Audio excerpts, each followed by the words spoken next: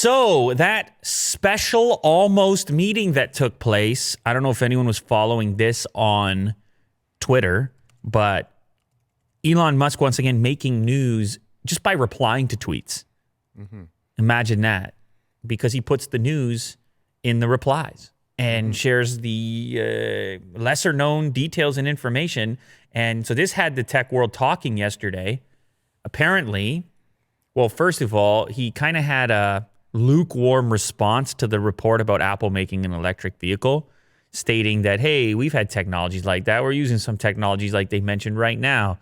Here we go. Strange if true. Tesla already uses iron phosphate for medium-range cars made in our Shanghai factory. And then also a monocell is electrochemically impossible as max voltage is 100 times too low. Maybe they meant cells bonded together like our structural battery pack. Anyway, he's saying, look, I know about batteries. Yeah. He's saying I'm Mr. Battery.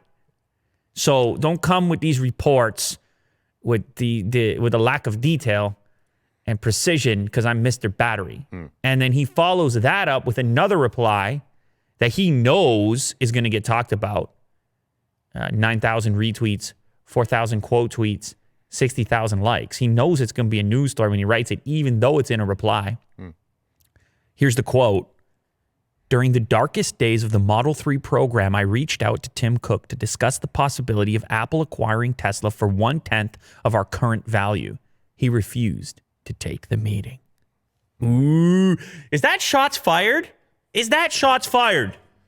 No, it was factual, I would say. If it was shots fired, he would have Does added he? the at. No. The, The shots fired part is just the last sentence.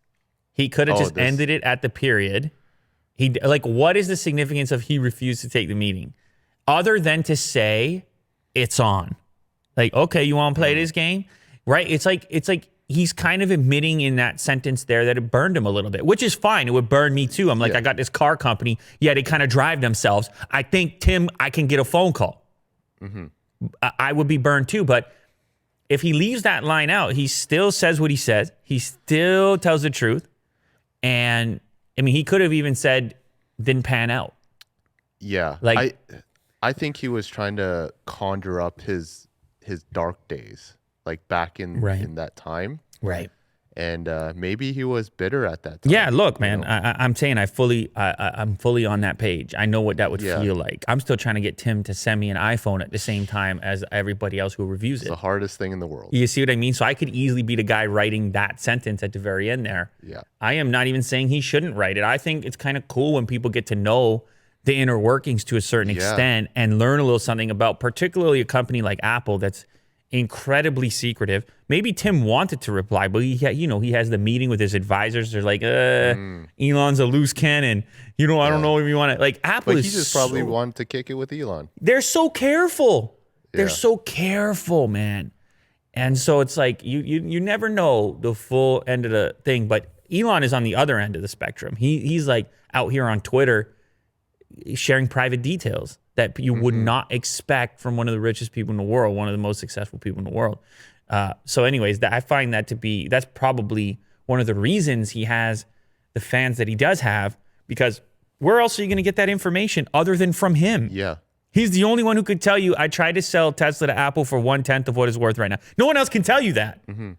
Now, the 1/10 component showcases the recent success of Tesla, but it's not really accurate in the sense that at the time he made the pitch to sell it, you didn't know you were going to be 10x.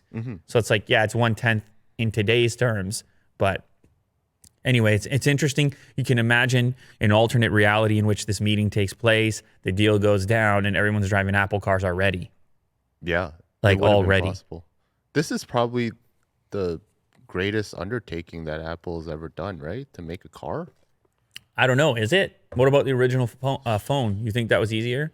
Because at the time, people said they were crazy. What are you doing a phone? Yeah. Right? Phones weren't even smart, for one, for the most part. I mean, I had the Treo and Blackberries and things like that. They definitely weren't touch interfaces. Yeah. I guess because they worked on computers before. Touch. And I know you're saying that line is closer. No, I hear you on that, but they were just as crazy. Most of the people thought it was going to be a huge failure. There was a lot of that talk at the time because the phone market was dominated by companies like Nokia and Motorola. BlackBerry. And there were like just these players, kind of like the automotive industry. Yeah. I think Tesla already did the Apple thing. Apple could have been Tesla if they were more. And I'm not saying, look, you can't do everything amazing. Like, it's hard to be the everything company. Amazon tries to be the everything company. Mm-hmm. Sometimes it hits, sometimes it misses. So I'm not saying, but it definitely, there was an opportunity there that Elon identified prior to anyone else and put more effort into it and executed better than anyone else did. Uh-huh. I mean, we have to just call it what it is as far as electric cars are concerned. And now I think there's a recognition that the proof of concept exists now. Okay, people want to switch to electric cars. All right, what's next? Scale. Who can do it? Okay.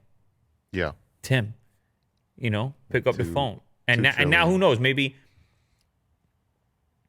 See, the thing about Tim Cook not taking a meeting is, to be fair, he doesn't really need Elon Musk at this moment. The technology is a little bit more mature now, and it should be easy to hire a handful of engineers, even to scoop them. I don't know the restrictions, but they find ways to do it and slap a badge on there, and they have all the software people, and they got a few dollars. So anyway, nonetheless, we'll see. 2024 is what they say, but things could have been different had this meeting taken place and had this deal gotten done, even if it was a partial type of deal, even if it wasn't a complete buyout, but just an investment shares. I don't know, something. Things could be quite a bit different.